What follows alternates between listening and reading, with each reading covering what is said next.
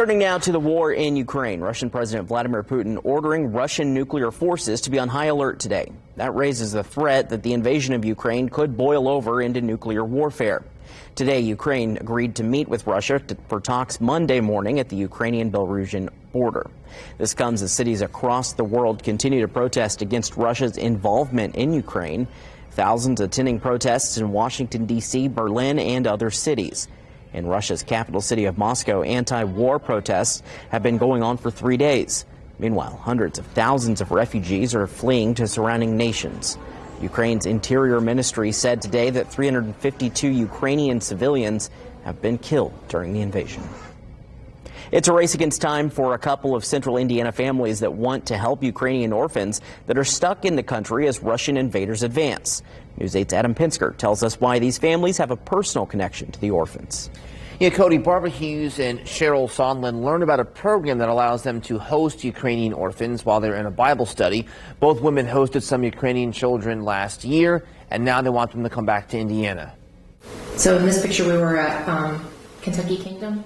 Barbara Hughes remembers when she saw pictures of a pair of Ukrainian twins. It was an old picture. They were 7 years old in the picture, but of these cute little twins, and she had these little button pigtails, and he was just this cute little thing, and I pretty much fell in love with him immediately. The children are a part of a program that allows American families to host Ukrainian orphans in the summer and Christmas holidays when those orphanages are closed.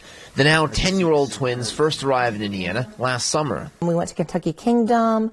We did a lot of swimming. We hung out with friends a lot. They got to play soccer. Hughes and Cheryl Sondland of Greensburg, who also hosted a child, are trying to raise the thousands of dollars necessary to bring these orphans back to Indiana, at least until the situation in Ukraine settles down. There will be things that we need to raise money for, of course, as far as just the logistics, just the van rides, the airplane tickets, visas. All those things cost money. Hughes says the orphan boy and girl she hosted quickly developed a bond with her family in the short time they were here.